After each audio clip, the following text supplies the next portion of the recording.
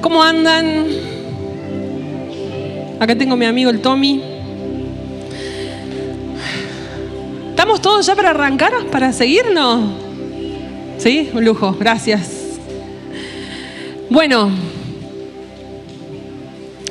hoy nos toca ya la última parte del libro de Santiago.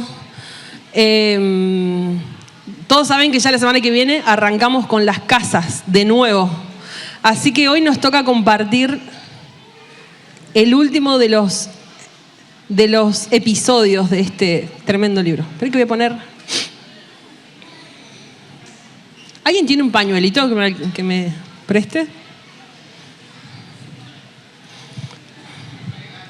Que me regale. Si no, se lo voy a devolver, le prometo. Ay, sí, te la devuelvo. Bueno.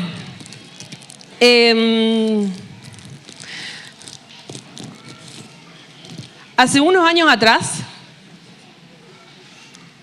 no sé, espero que no sean impresionables con lo que les voy a contar.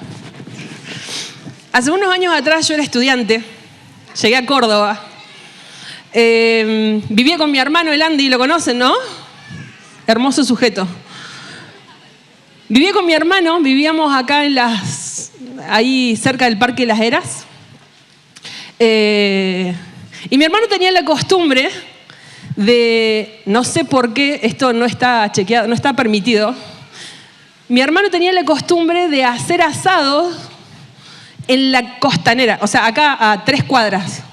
Él tenía la costumbre de plantar una parrilla, hacer un fueguito, no le importaba nada.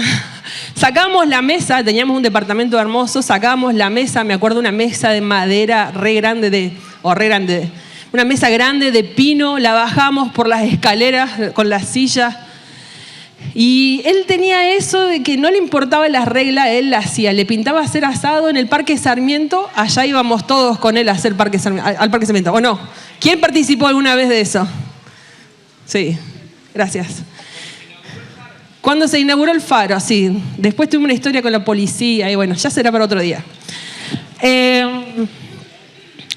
Bueno, y en estas cosas que a mi hermano le gustaba hacer asado, nosotros todos los veranos nos íbamos al sur, o sea, estudiábamos, no voy a entrar en detalle en esa etapa, pero nosotros estudiábamos y en diciembre más o menos nos volvíamos a nuestros pagos, allá en Chubut. Y una de esas veces que nos volvíamos, nuestro colectivo salía a las 3 de la tarde más o menos, y mi hermano no tuvo mejor idea que hacer un asado a la 1 del mediodía, obviamente ahí en la costanera. Y comimos, sacamos todo, hicimos todo el ritual de sacar todas las cosas, devolverlas a entrar, hicimos un asado, comimos. Probablemente esa vez haya estado el negrito, seguramente. No lo recuerdo, pero si había un asado ahí, el negro estaba seguro, estaba el Willy, el Chucky. Bueno, la cuestión que salimos tan apurados que armamos las valijas así al palo. Armamos siempre a último momento, hasta el día de hoy, mantenemos esa costumbre. Pero nos olvidamos algo. ¿Qué nos olvidamos? No sacamos la basura. ¿Qué nos pasó? Salimos tan apurados ese día que la basura que había quedado del asado, me acuerdo que eran unos huesos de pollo, huesos de unas costillitas, con la mezcla de la ensalada, lo tiramos todo en una bolsa, la pusimos al lado de las valijas, en el centro del living, un piso de parqué hermoso teníamos. Sí, señor, así fue. Y la cuestión, bueno, hicimos todas las valijas, las armamos, sacamos, preparamos todo, salimos al palo de ahí porque se nos estaba yendo el colectivo. ¿Y qué nos olvidamos? La bolsa de basura. Esa bendita bolsa de basura, era una bolsa chiquitita, así. Era una bolsita de basura que tenía restos de esa comida. ¿Qué pasó? Nos fuimos como 3 meses nosotros. 3 meses la bolsa de basura en el living de mi casa. Cuando nosotros volvimos a los 3 meses del sur, no le habíamos dejado la llave a nadie, porque habíamos tenido mala experiencia, así que nos fuimos, apagamos todo y nos fuimos. Cuando volvimos a los 3 meses, me acuerdo que era febrero, marzo, el departamento nuestro tenía como un pasillo largo, y al final estaba nuestro departamento. Nosotros salíamos del ascensor y metíamos un pie y ya se sentía la baranda a podrido. Pobre gente, estuvieron esos meses fumándose el olor a podrido que salía de mi casa. O sea, un horror. Pero eso no fue lo peor de todo. Entramos a la casa, nos habían cortado la luz porque no la habíamos pagado.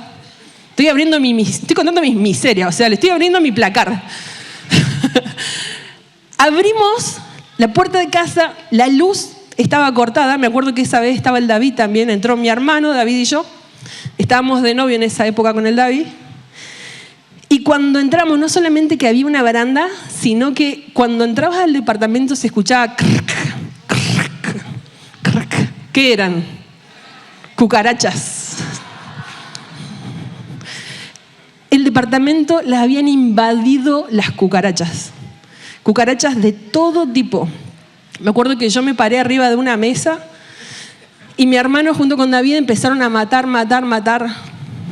hasta donde pudieron. Y yo no recuerdo por qué esa noche dormí ahí, porque hoy siendo más consciente me tendría que haber ido. O sea, me podría haber ido a dormir a cualquier lado menos estar ahí. Asadito y cucaracha. Imagínense el festín que se hicieron las cucas, que nunca nosotros después de ese evento pudimos sacar el olor de esa casa. O sea, el olor a cucaracha hoy lo detecto. O sea, si alguno tiene cucarachas y yo entro a su casa, me voy a dar cuenta. Lo tengo acá. O sea, sé exactamente cuál es el olor a cucaracha. No me inviten por las dudas, porque les voy a sacar les voy a decir la posta. Pero nos pasó que también nos tuvimos que ir de ese lugar porque no hubo manera de combatir esa plaga de cucarachas. O sea, el lugar por donde pasamos salían cucarachas chiquititas, en medio de la junta de los muebles, en los cajones, en esto. O sea, no había manera. Y cuando pensaba en esto que vamos a compartir hoy, se me venía esta historia, 100% verídica, porque creo que de alguna manera representa lo que hoy quiero que veamos, que tiene que ver con estas basuras que vamos dejando en nuestra vida. Tiene que ver con esas pequeñas bolsitas olvidadas en lo oscuro. Nos podemos asombrar de esto que yo les cuento, pero en realidad todos nosotros en alguna manera estamos guardando una bolsita con basura en nuestra vida. Y esas bolsitas con basura van largando olor, van pudriendo el ambiente y van haciendo que nuestro corazón no sea un corazón 100% puro. Porque no está visible, está olvidado en un punto ahí medio escondido. Miren, vamos a leer Santiago capítulo 1, versículo 13 al 15.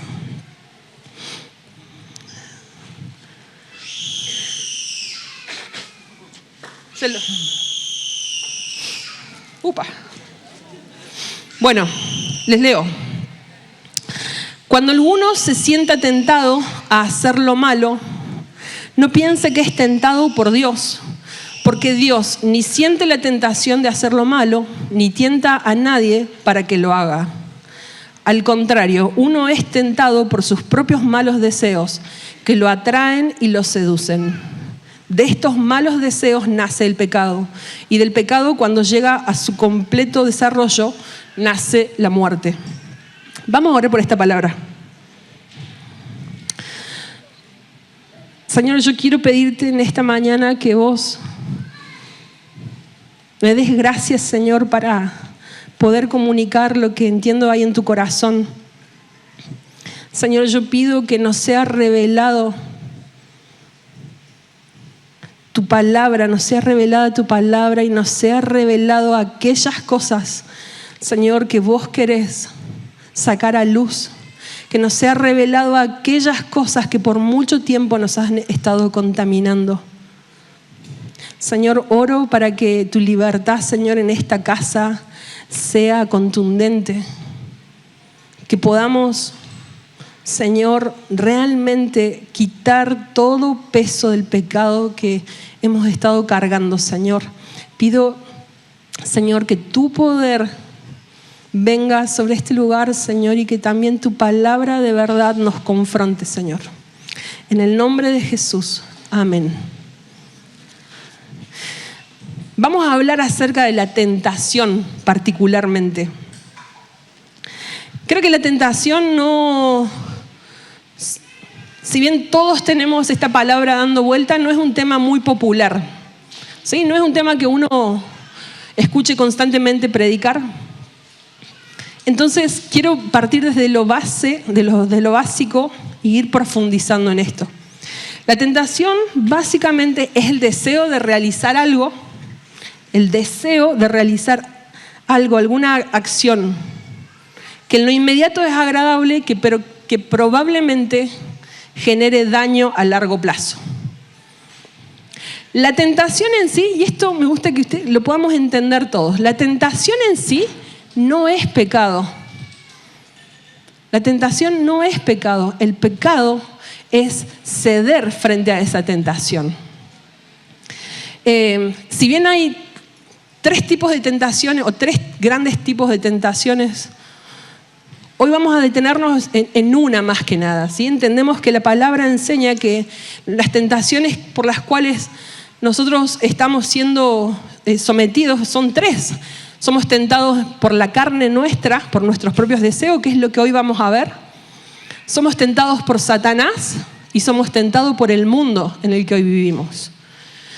Pero hoy particularmente vamos a hablar acerca de cómo nuestros propios deseos son los que nos llevan a la tentación. Tenemos que decir que Jesús fue tentado, ¿sí? Ustedes saben, Jesús fue tentado. Dice Mateo capítulo 4 que el Espíritu Santo los lleva a Jesús al desierto, donde fue sometido a la tentación por Satanás. Y esto parece un dato menor, pero no lo es, porque esto nos deja en claro que todos nosotros experimentamos tentaciones. Todos en esta sala estamos experimentando tentaciones a lo largo de nuestra vida. Todos nosotros. Jesús fue tentado, vos vas a ser tentado, yo voy a ser tentada. Y entiendo que muchas veces es más fácil hablar de cómo detectar el pecado que cómo detectar la tentación. Es como que uno subestima la tentación. ¿Por qué la subestima? Porque pensamos que es inofensiva. Entonces muchas veces no exponemos las cosas por las cuales estamos siendo tentados porque pensamos que realmente no es tan relevante. Cuando sí es relevante, y quiero que hoy veamos esto, la relevancia que hay en saber dónde estamos siendo tentados. Hay tentaciones que son muy sencillas, que podemos hablar y que son muy triviales. Son las del tipo que pasamos todos los días de manera constante, o sea, como hasta chistoso cuando decimos, uy, me tenté con un helado.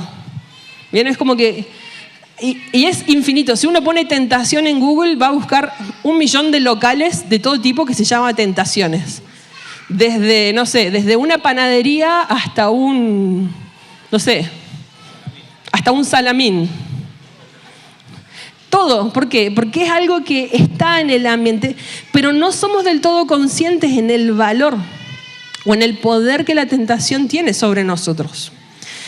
Y me pasa que muchas veces le pregunto a las personas, muchas veces cuando por ahí nos encontramos charlando de temas profundos o cuando hay una charla pastoral, una consejería, una de las preguntas que siempre solemos hacer a las personas es, ¿con qué estás luchando? Y hay dos cosas que pasan siempre. O sea, en realidad hay una cosa que por lo general siempre pasa, y por lo general pasa que la gente no sabe con qué está luchando o no te dice con qué. Y yo tengo la sensación que muchas veces uno no dice con qué cosas está luchando por vergüenza y otras muchas veces no dice con lo que está luchando porque simplemente no tiene claridad. Las personas muchas veces no saben cuál es el problema que los está sacudiendo, con qué cosas los están siendo tentados. ¿Sí? Hoy quiero que veamos esto, cómo está operando la tentación en nuestra vida. Según este pasaje que recién leímos de Santiago capítulo 1, versículo 13 al 14, nos enseña acerca de unas etapas que tiene la tentación, que creo que nos ayudan mucho a tener entendimiento de esto y pido al Señor que sea revelado para nosotros. Dice 3 etapas. La primera etapa de la tentación tiene que ver con los deseos, ¿sí? La segunda etapa tiene que ver con el pecado y la tercera etapa de la tentación es la muerte. Voy a poner.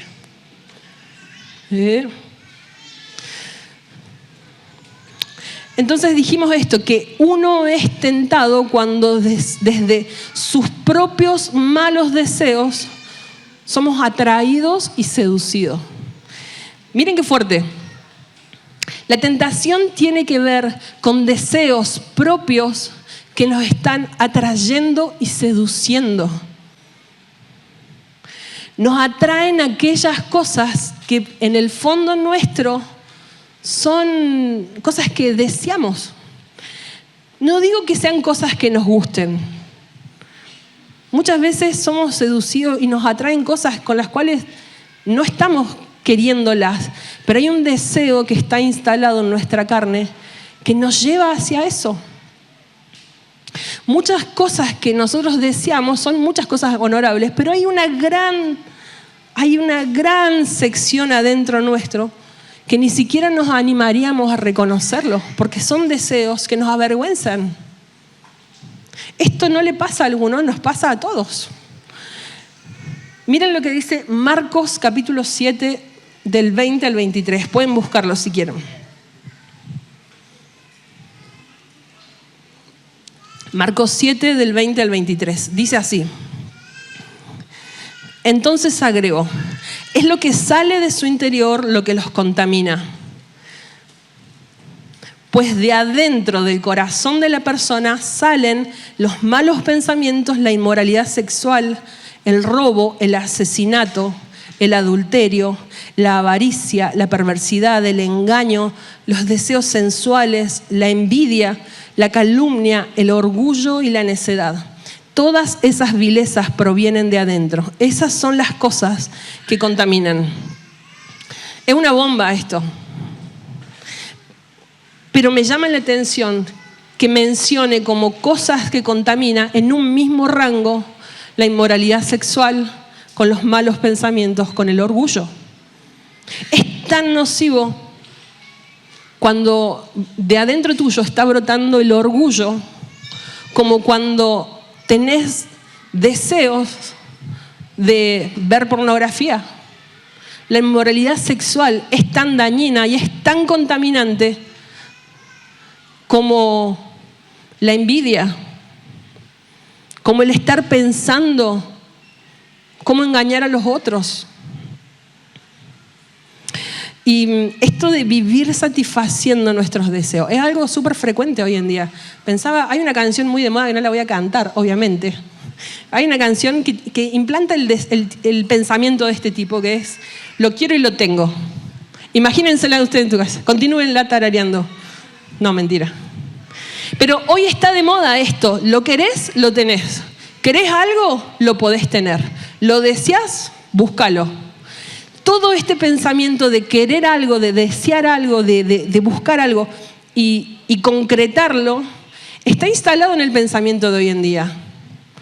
Y esto desarrolla en nosotros una conducta que se rige por la búsqueda del placer.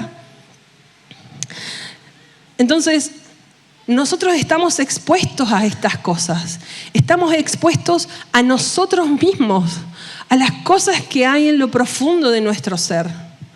Las cosas que quizás no son tan visibles, pero que cuando permanecen en lo oculto, van ganando cada vez más gobierno sobre tu corazón. La tentación va a tomar de ese lugar. O sea, la tentación va a venir a sacar de ese tipo de deseos, de ese tipo de recursos, de esas cosas que uno viene guardando y olvidando y dejando ahí en lo oculto con tal de que nadie lo vea.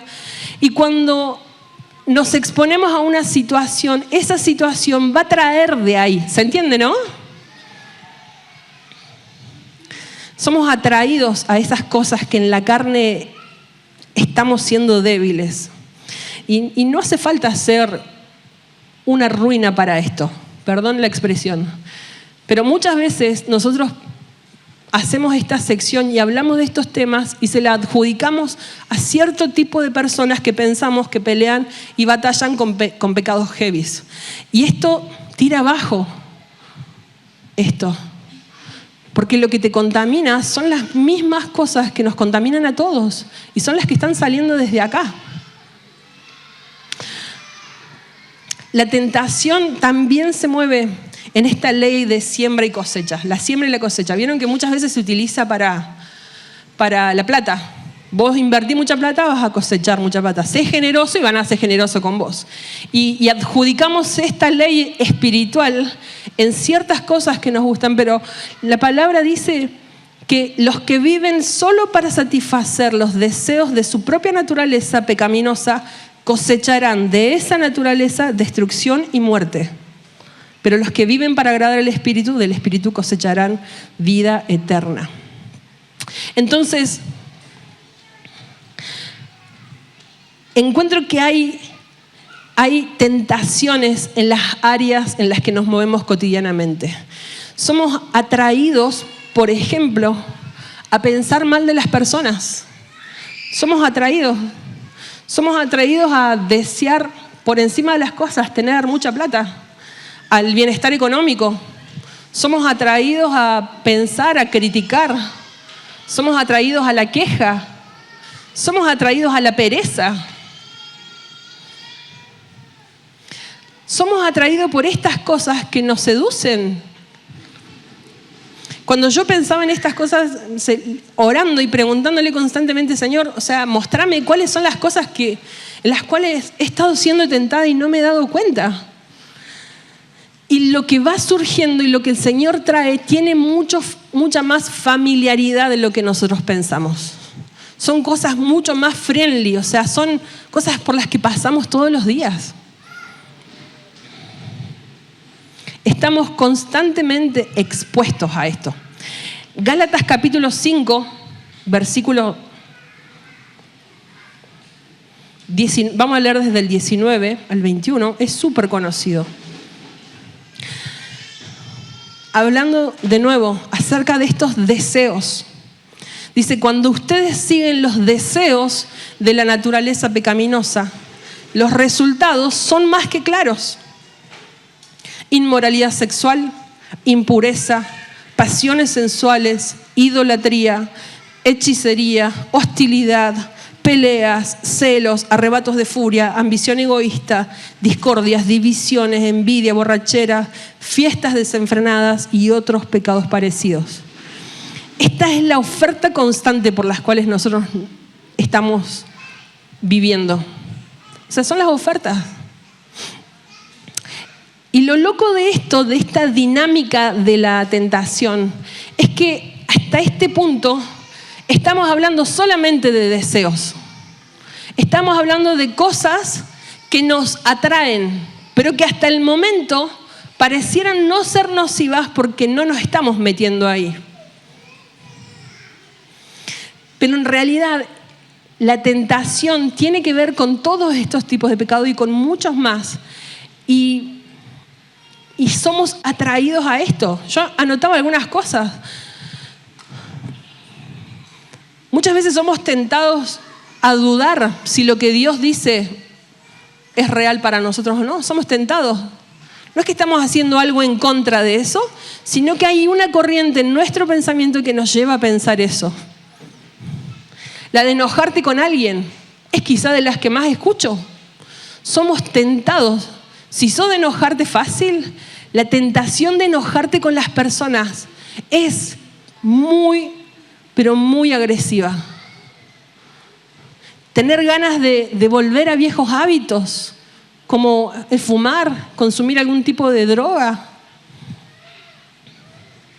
Ganas de mirar algo que sabés que no tenés que ver.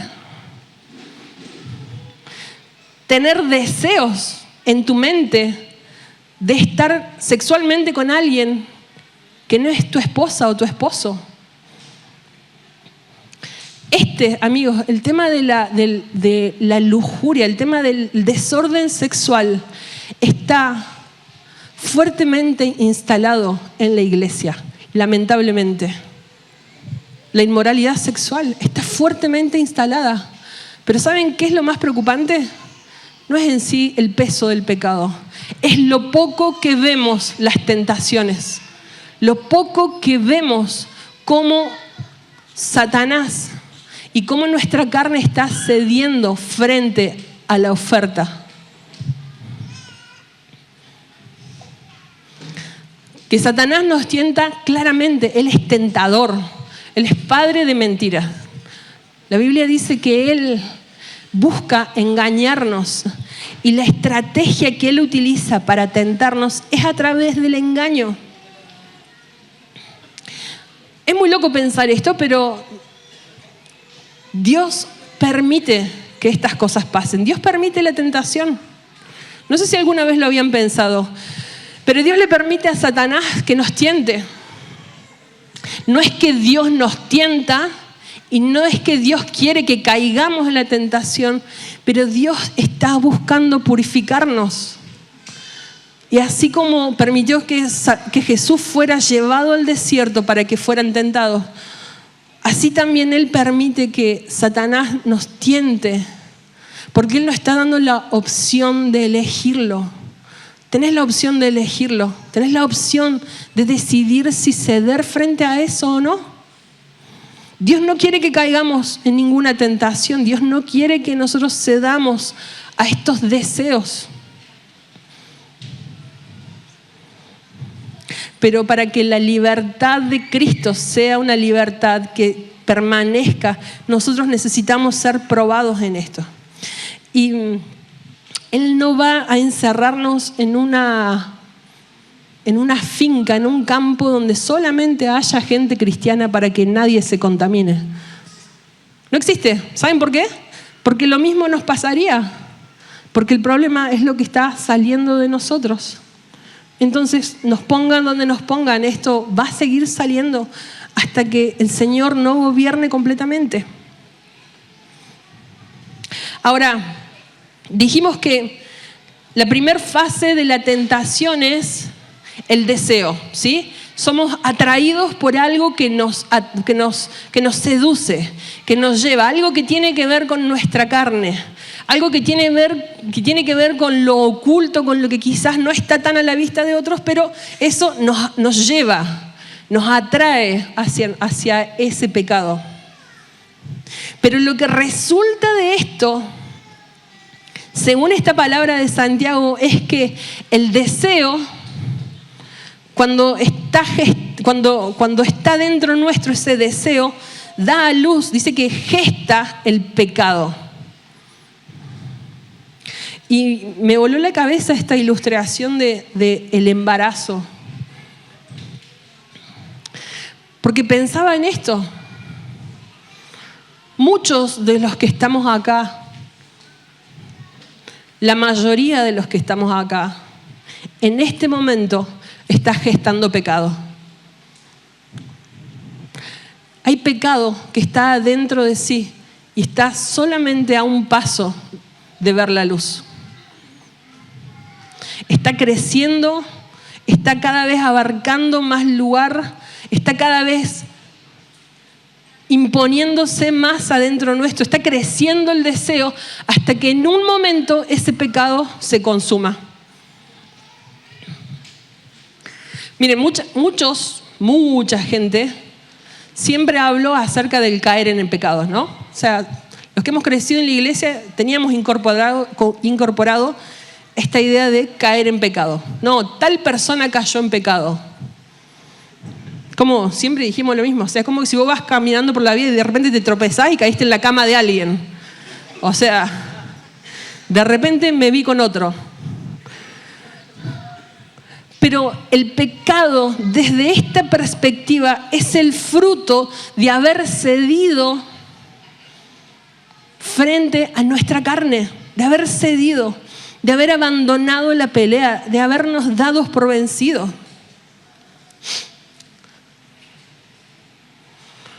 El pecado en sí, amigos, es la evidencia de un proceso largo por el cual hemos venido viviendo.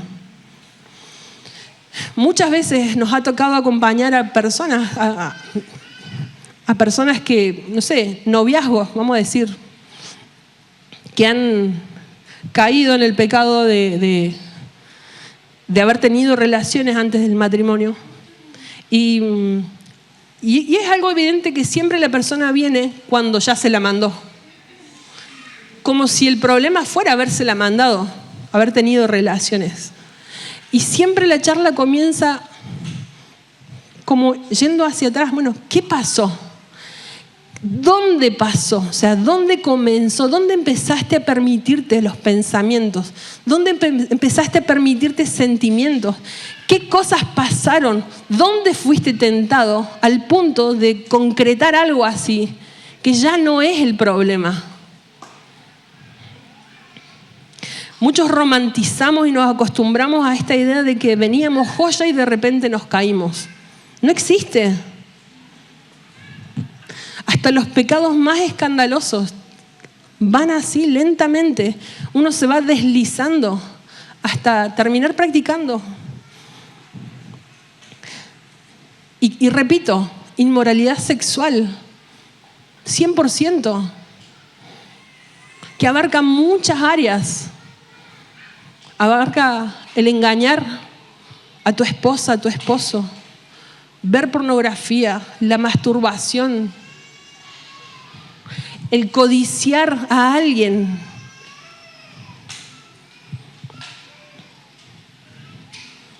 El idolatrar a las personas, idolatrar las peleas, la autocompasión, amigos, ser autocompasivos, mirarse y victimizarse a uno mismo, es muy dañino. Pero no dejan de ser la consecuencia de haber cedido frente a los deseos. Y pensaba en este punto, una historia que me viene dando vuelta hace un tiempo, y es la historia de David y Betsabé. ¿La conocen, no? Súper conocida. ¿Quieren buscar 2 Samuel, capítulo 11?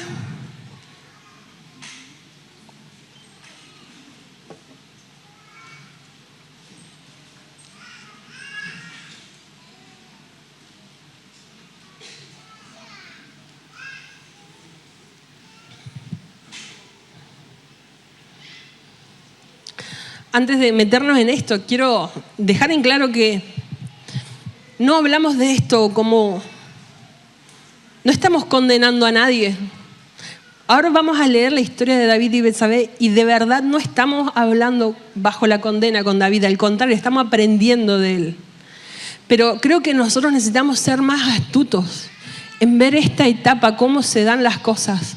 Porque lo que nace acá se concreta al tiempo. O sea, lo que nace en un sentimiento, en un pensamiento, da a luz un pecado. Nadie termina buscando pornografía en Google porque un día se levantó con las ganas. O sea, hubieron muchas cosas que pasaron antes, muchos deseos. Nadie de repente se escribe con la mujer o el hombre de otro. Hubieron muchas cosas que pasaron, mucho tiempo de ser tentados hasta practicar el pecado.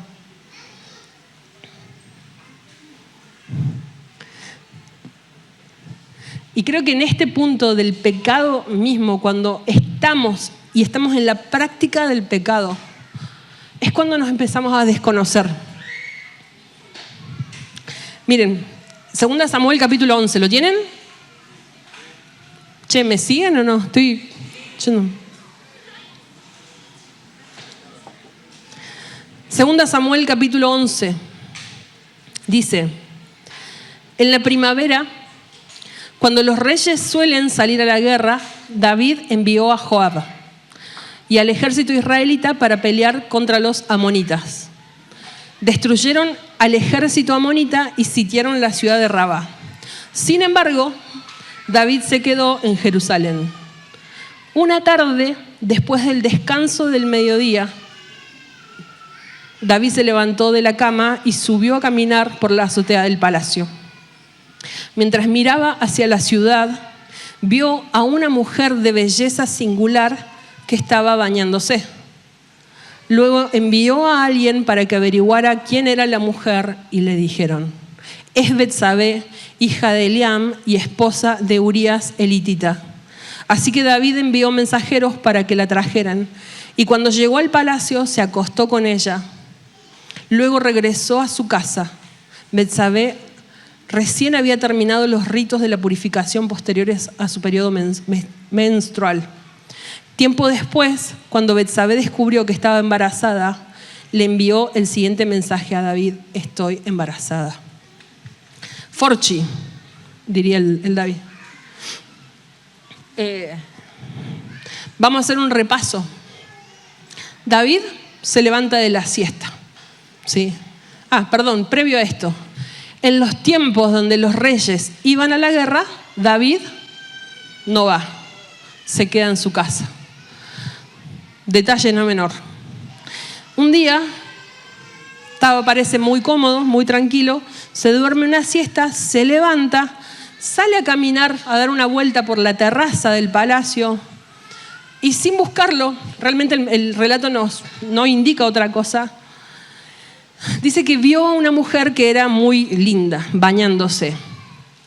Acto seguido, averigua quién es, se entera cómo se llama, se entera que es hija de alguien que trabaja para él en el palacio, un hombre muy respetado, y es esposa de Urías elitita, que era un hombre que era parte del ejército de los valientes. Con toda esta información en mano, David la manda a llamar al palacio, va al palacio Betsabé, tienen relaciones, producto de esto ella queda embarazada. Pero el pecado no queda ahí, sino que dice que este pecado empieza a generar una bola de nieve de mentiras, de engaños y de una trama donde David empieza a maquinar cómo va a hacer para que esto que él se había mandado no se entere nadie. Y lo manda a llamar a Urías y lo engaña para que vuelva a su casa, para que esté con su mujer. Así hacen de cuenta que ese bebé que venía en camino era de él. Él no quiere, no cede, hasta que, para resumirle un poco, termina mandándolo a matar. Lo mandan al frente de la batalla donde lo matan instantáneamente a Urías. Ahora, es increíble como todo engaño de Satanás y toda tentación y todo pecado por el cual nosotros nos deslizamos tienen como objetivo que nosotros nos olvidemos de quiénes somos. David se olvidó, descuidó la identidad que Dios le había dado. Pero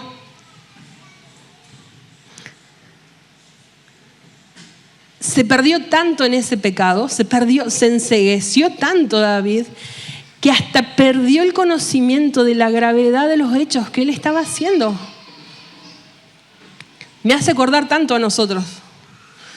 Porque cuando nosotros nos metemos en el pecado, cuando empezamos a practicar el pecado, empezamos a desconocernos.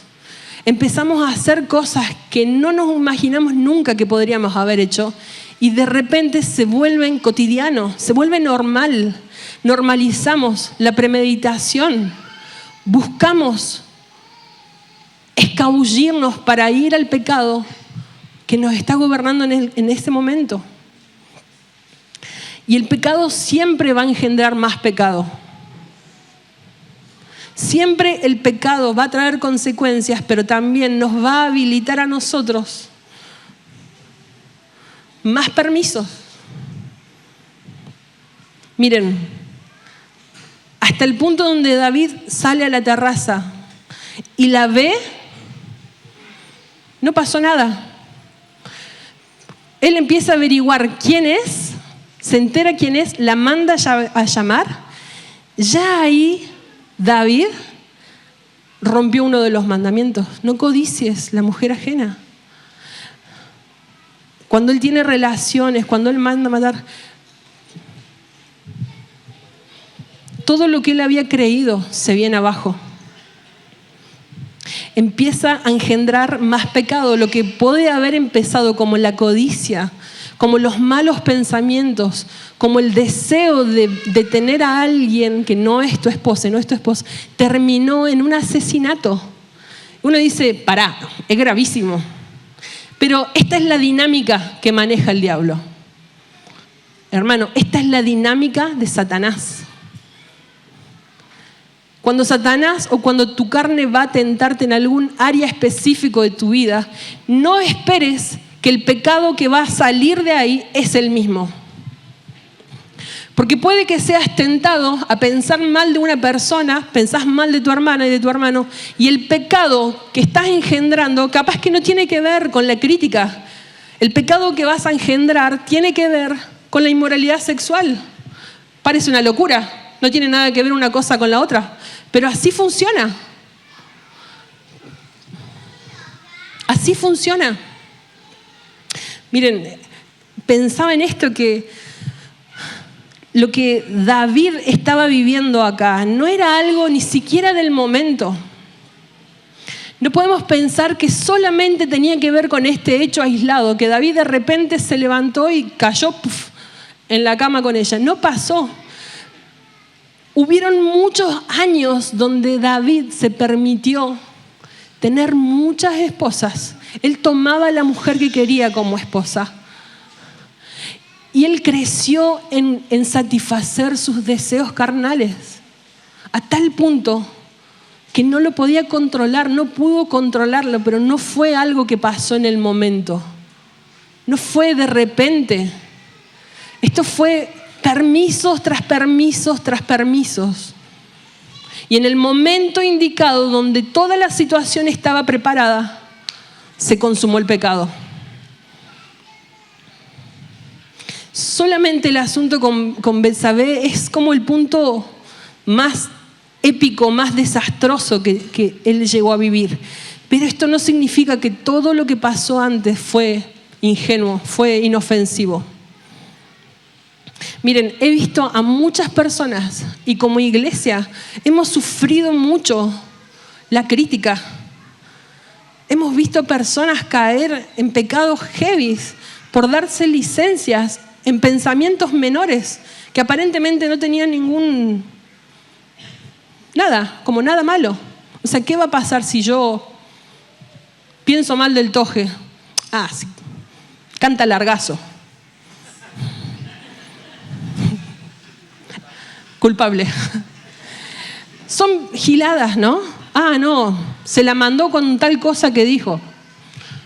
Son pensamientos, son tentaciones, son pensamientos que vienen, que da a luz enemistad, división, que abren la puerta para sentirte fuera del amor de la casa. Y cuando vos te sentís por fuera, cuando vos te olvidás de quién sos, para qué estás y qué dice Dios acerca de vos, los permisos son infinitos. ¿A alguno le pasó? Yo creo que a todos nosotros. Miren, Dios llama al pecado, pecado, aunque no nos guste. David miró a Betsabé y dijo, es una mujer hermosa, qué pena que esté sola ahí, pobrecita.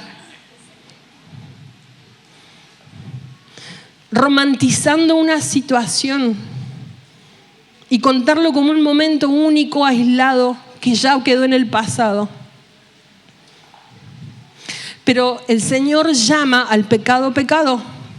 Los placeres del pecado nos engañan, nos quieren engañar, quieren suavizar la situación. Pero el Señor lo que es pecado lo llama pecado. Nosotros queremos llamar a algunas cosas de manera más amigable. Es una aventura. Nosotros queremos llamar a algo que es una aventura cuando Dios lo llama adulterio. Nosotros queremos llamarlo amor verdadero cuando Dios lo está llamando lujuria. Nosotros queremos llamar, es el destino que me haya cruzado, cuando Dios dice que eso es destrucción. Nosotros llamamos negocio cuando Dios lo está llamando ambición. David cometió el adulterio primero desde su terraza. Primero lo cometió desde ahí. Él ya adulteró cuando en su cabeza empezó a pensar y empezó a maquinar cómo puede hacer para hacerla llegar a esa mujer ahí. Él ya estaba en adulterio. Lo siguiente que pasó fue ponerlo en práctica.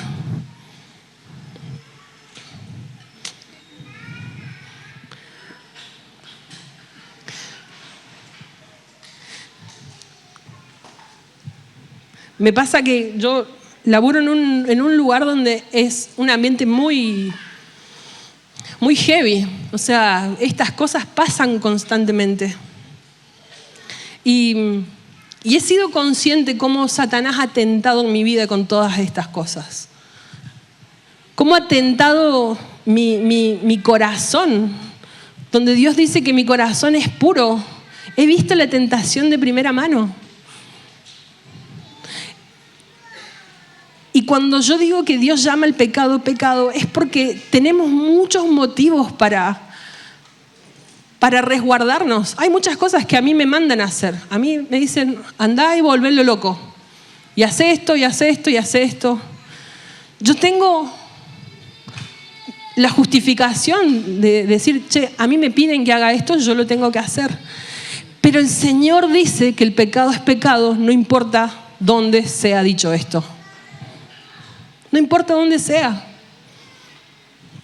Si es en tu laburo, el pecado es pecado. En las redes sociales, en la manera que tenés de comunicarte con las personas, el pecado es pecado. El excederte, el pensar y permitirte pensamientos con personas, es pecado. Por más que no lo consumes, ¿se entiende? Porque solamente es una cuestión de tiempo. El deseo que viene a través de la tentación siempre va a dar a luz el pecado. Entonces, no importa en qué momento de esto estés, de qué etapa estés. Creo que el Señor está siendo muy bueno con nosotros al advertirnos esto. Pero en tercer lugar dijimos que la tercera etapa de la tentación tiene que ver con la muerte. Y si hasta ahora podemos identificar algo de todo esto que venimos hablando, podemos darnos cuenta y reconocer que el caer y practicar el pecado nos lleva a la muerte. No hablamos de una muerte física, hablamos de una muerte espiritual. Porque el pecado jamás va a venir a nuestra vida sin consecuencias. Siempre va a venir como una bomba que va a explotarnos y que va no solamente a ensuciarnos a nosotros, sino va a salpicar al resto de las personas. Nos va a dejar en un estado de adormecimiento, nos va a dejar en un estado de letargo, de desánimo. Hermano y hermana, cuando vivís practicando el pecado, cuando has atravesado estas etapas y estás viviendo en el pecado, en las cosas que Dios te dijo que no hagas, la consecuencia es clara. Vas a estar adormecido espiritualmente. Va a haber una muerte espiritual que va a ser una lucha en tu espíritu. El Salmos capítulo 32, versículo 3 y 4 es David escribiendo en este tiempo. Mientras me negué a confesar mi pecado, mi cuerpo se consumió y gemía todo el día. Día y noche tu mano de disciplina pesaba sobre mí. Mi fuerza se evaporó como agua al calor del verano. David se encontraba bajo una intensa condena durante este tiempo. O sea, todo lo que a él le producía gozo se fue apagando. Él hizo algo que lo dañó a él, que fue destructivo para él, pero fue destructivo para el entorno donde él se estaba moviendo. Y pensaba en esto. Hay una idea que nosotros tenemos que intentamos constantemente esconder el pecado. Nos dejamos seducir por este engaño de esconder el pecado porque tratamos de quitarle relevancia a lo que hemos hecho. Sin embargo, nuestro pecado, amigos, jamás está oculto de la presencia de Dios. Jamás está oculto. Jamás puede ocultarse, incluso de tu conciencia. Vos podés hacer de cuenta que no pasa nada, pero ¿sabés qué? Va a llegar un momento donde eso va a gritar tanto que físicamente vas a empezar a sufrir las consecuencias del pecado. Esto le pasaba a David. Uno termina asimilando el pecado y termina haciéndolo parte de su vida. Es como tener algo sucio guardado y hacer de cuenta que no pasa nada cuando eso está tirando mal olor, cuando eso está trayendo bichos, donde eso está ensuciando tu vida y tu corazón. Es muy loco porque la última parte del capítulo 11, el último versículo, si alguien me lo puede leer, porque justo no lo anoté acá, pero el último versículo del capítulo 11 de 2 Samuel. ¿Quién lo tiene por ahí? Guille. Una vez cumplido el periodo de luto, David mandó que la trajeran al palacio y ella pasó a ser una de sus esposas. Luego dio a luz un hijo, pero el Señor estaba disgustado con lo que David había hecho. Ok. Después que pasó el periodo de luto por la muerte de Urías, David llama a Betsabé al palacio, donde ella va a tener el hijo. Y dice la última parte de esto, que Dios le había desagradado lo que David había hecho. Dios estaba ofendido con David por lo que David había hecho. Dios estaba molesto con lo que había pasado.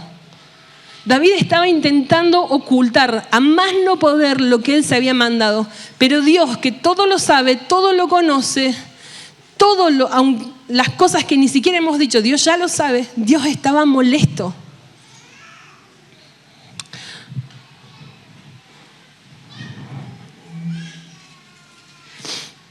Y lo más triste, porque es triste, y creo que todos nos sentimos identificados, es que David estaba en una posición donde, por un lado, tenía demasiado pecado en él como para estar feliz con Dios, pero a la vez tenía demasiado de Dios para estar feliz con su pecado. No había manera de que él estuviera en paz. No había manera. David estaba en esta posición donde tenía demasiado pecado en él como para estar feliz con Dios, pero demasiado de Dios como para estar feliz en el pecado.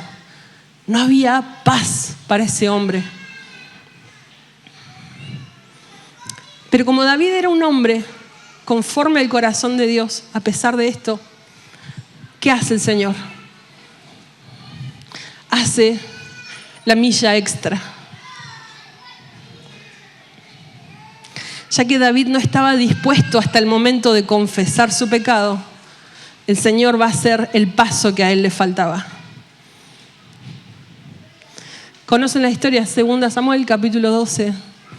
El Señor manda al profeta Natán que le cuenta una historia a David. Una historia en la que David se siente profundamente enojado y ofendido por lo que estaba pasando, y Natán le dice que ese hombre de esa historia era él.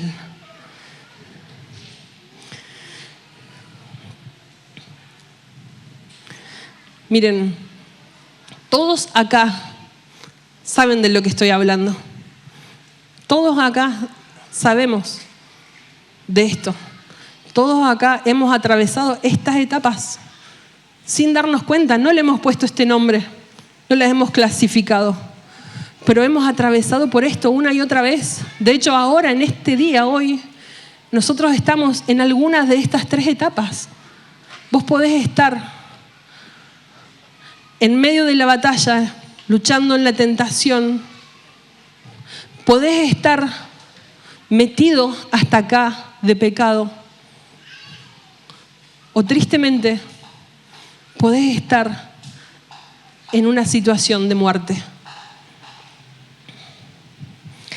Lo hermoso de esta historia, lo hermoso de esta historia, siempre va a ser el Señor. Lo hermoso de esto siempre va a ser el corazón del Señor. Todo esto que ha pasado no estaba siendo olvidado y dejado por el Señor. Y esto es lo que más me conmueve de esta historia, tanto de la de David como de la historia nuestra. Y es que siempre que nos hemos visto en el barro, el Señor salió a nuestro encuentro. Siempre. No ha habido una vez que el Señor no te haya mandado un Natán a confrontarte con tu pecado. A decirte, confesalo, soltalo, enfrentalo, resistilo, huí. Siempre, siempre, siempre ha sido el Señor el que ha salido.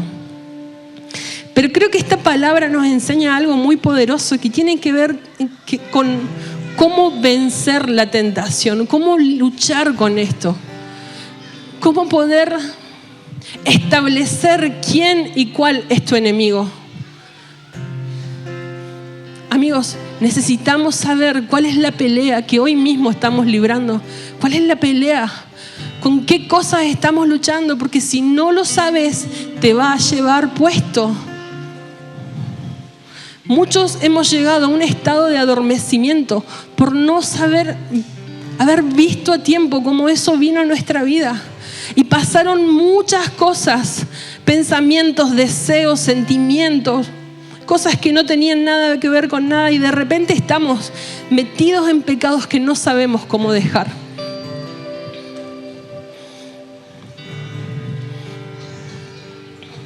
Me llega mucho esta historia porque me acuerdo hace unos años atrás, un momento de mi vida donde son esos puntos quiebres, así, bisagras. También con mi hermano. Un día mi hermano, yo era también de esa época de estudiante, mi hermano descubre un pecado mío que yo tenía muy guardado. Así, literal. Lo descubre. Y yo recuerdo que me sentí tan avergonzada, tan avergonzada, porque literal me sentí como David frente a Natán, con mi pecado puesto acá, así. Y sabiendo de que no tenía manera de ocultarlo más. Y ese día, mi hermano con mucho amor me habló.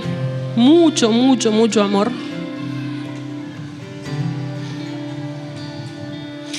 Y me leyó este pasaje que voy a leer ahora, que es el pasaje y que es el salmo que escribe David durante este periodo de su vida. Lo pueden buscar, Salmos 51.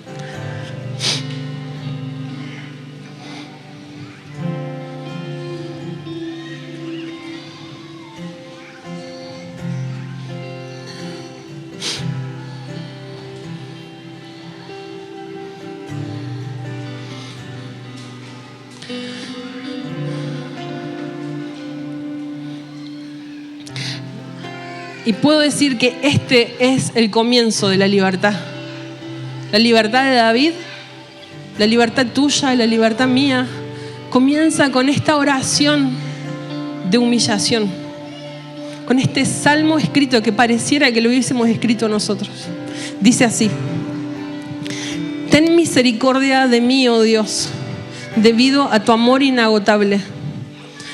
A causa de tu gran compasión, borra la mancha de mis pecados. Lávame de la culpa hasta que quede limpio y purifícame de mis pecados, pues reconozco mis rebeliones. Día y noche me persiguen. Contra ti y solo contra ti he pecado. He hecho lo que es malo ante tus ojos. Quedará demostrado que tienes razón en lo que dices y que tu juicio contra mí es justo. pues soy pecador de nacimiento. Así es, desde el momento en que me concibió mi madre. Pero tú deseas honradez desde el vientre y aún allí me enseñas sabiduría. Purifícame de mis pecados y quedaré limpio. Lávame y quedaré más limpio, más blanco que la nieve. Devuélveme la alegría, deja que me goce ahora que me has quebrantado. No sigas mirando mis pecados, quita la mancha de mi culpa. Crea en mí, oh Dios, un corazón limpio y renueva un espíritu fiel dentro de mí. No me expulses de tu presencia y no me quites tu Santo Espíritu. Restaura en mí la alegría de tu salvación y haz que esté dispuesto a obedecerte. Entonces enseñaré a los rebeldes tus caminos y ellos se volverán a ti. Perdóname por derramar sangre, oh Dios que salva. Entonces con alegría cantaré de tu perdón. Desata mis labios, oh Señor, para que mi boca pueda alabarte. Tú no deseas sacrificio, de lo contrario te ofrecería uno. Tampoco quieres una ofrenda quemada. El sacrificio que sí deseas es un espíritu quebrantado. Tú no rechazas, oh Dios, un corazón arrepentido y quebrantado. Mira a Sión con tu favor y ayúdala y reconstruye las murallas de Jerusalén. Entonces te agradarán los sacrificios ofrecidos con un espíritu correcto, con ofrendas quemadas y ofrendas quemadas enteras. Entonces volverán a sacrificarse toros sobre tu altar. Miren, este corazón de Jesús, del rey David, nos enseña cómo salimos de esto. Y quiero simplemente y muy rápidamente hablar acerca de 3 cosas que nos van a hacer salir de esto. Hoy, mañana, pasado, siempre. En primer lugar, es un corazón humillado. David dice, vos no rechazás al corazón humillado. Tan pronto vos seas consciente del pecado que ha estado teniéndote esclavo o de hijo, es que vos necesitas humillarte y confesarlo. Necesitas humillarte. Porque la única manera que el Señor no va a rechazarte, que no se va a sentir ofendido con vos, es que vos vayas en humildad a Él y le confieses lo que hiciste. Para eso vas a necesitar reconocerlo y ponerlo en palabras. Confesarlo con tu boca. Confesárselo al Señor. Confesárselo a un hermano. Agarrar todo eso que está desordenado, ponerlo en orden y decir, esto es mi problema. Esto es lo que estoy haciendo. Esto es lo que me está pasando. Esto es lo que me está tentando hoy. En segundo lugar, y quizás de la mano con la humillación, es el arrepentimiento. Miren, hemos visto a muchas personas en la humillación. He visto a muchas personas y yo misma me he sentido humillada frente al Señor muchas veces. Pero si no hay un cambio de dirección, si no hay un arrepentimiento, eso vuelve una y otra vez. Porque el arrepentimiento nos cambia el sentido de lo que veníamos viviendo. El arrepentimiento lo que hace es transformarnos, es exponernos a lo nuevo que el Señor quiere. Es decir, yo de ahora en más no quiero volver a hacer jamás eso que hice. Nunca más quiero volver a ver a eso. No lo quiero ver. Me duele tanto lo que hice que no quiero volver a atravesarlo. Es arrepentimiento. Segunda Crónicas, capítulo 7, versículo 14 dice, pero si mi pueblo que lleva mi nombre se humilla y ora, busca mi rostro y se aparta de su conducta perversa, yo oiré de los cielos, perdonaré sus pecados y restauraré su tierra. El arrepentimiento hace que no vuelvas a desear nunca más volver a esos lugares donde conociste la muerte. Y en tercer lugar, podríamos decir muchas cosas, pero sentí compartir estas 3 cosas que creo que van a ser lo que va a desatar algo mayor. Es abrazar la identidad que Dios te ha dado. Nosotros debemos creer en la obra completa de Jesús. Debemos creer en la obra completa, en lo que Jesús ya hizo por nosotros. Jesús ya venció los pecados.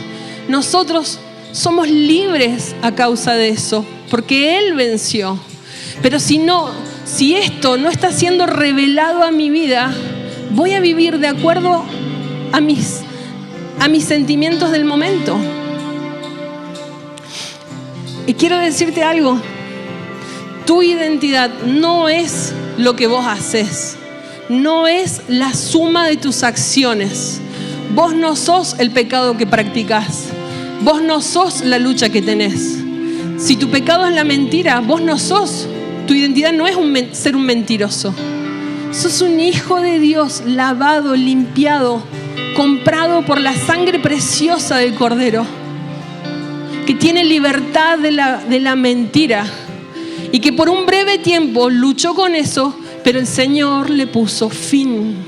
Hasta que no abraces la identidad que Él te ha dado, vas a seguir en esto. Por eso es importante que abraces la identidad. Y esto va a venir por una revelación del Señor para tu vida. Mateo capítulo 26 dice: quédense despiertos y oren para que no caigan en tentación. El espíritu está dispuesto a hacer lo correcto, pero el cuerpo es débil. Proverbios 28, versículo 13 dice: no le irá bien al que oculta sus pecados, pero el que los confiesa y se aparta será perdonado. Miren, este es el tipo de mensajes que no puede ser algo teórico. No puede ser algo que más o menos el Señor me habla. Es un mensaje de vida o muerte. Tenés la oportunidad de poder detectar estas cosas, ver dónde ha estado siendo tentado, dónde han estado emergiendo los deseos, y tenés la posibilidad de ser libre de eso. Ser libre de eso. El Señor no va a rechazar al que se humille, no lo va a hacer. No va a rechazar al que se arrepiente, no lo hace. Pero la limpieza, la purificación va a venir por medio de la confesión, del reconocerlo, de exponerte. Por último, yo no sé si todos saben, hay mucha gente que quizás es más nuevita, pero en esta casa el Señor nos ha dado una gracia. ¿Sí? Hay muchas cosas que no tenemos. No tenemos grandes virtudes como iglesia. Pero hay un gran regalo que el Señor nos ha dado.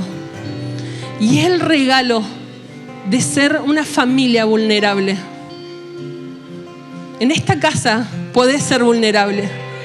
En esta casa podés encontrar a las personas que van a escucharte y con un corazón tierno y compasivo te va a llevar al Señor a poder orar en busca de esa libertad. Es una de las gracias que el Señor ha puesto sobre esta casa. No ha sido por nadie, es porque el Señor así quiso dar esta identidad. Y yo quiero orar porque estamos terminando esta etapa de vernos todos juntos, pero siento que el Señor nos va a hacer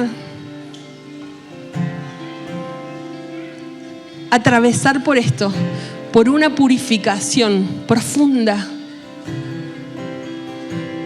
Porque cada uno de ustedes, hermanos, forma este cuerpo.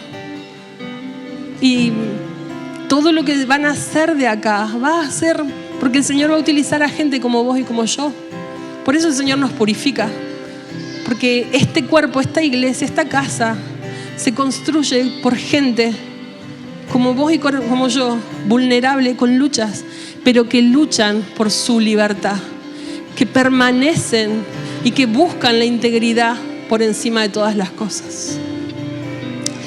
Quiero invitarlos a que tengamos un tiempo de oración Y si el Señor ha traído una palabra, si el Señor te ha traído luz en esta mañana, si Él te ha traído claridad respecto a tentación, a pecado o al estado de muerte en el que estamos, si Él te ha traído esto, yo quiero invitarte a que aproveches este tiempo para iniciar algo con el Señor. No digo que esto va a ser todo, digo que esto puede ser el inicio de la restauración. No importa si es chiquito o es grande, no importa si es un pecado que ha sido agresivo o es un pecado que ha sido muy pasivo. Si el Señor te está mostrando es porque Él quiere purificarte y Él está dando libertad a su iglesia, ¿sí?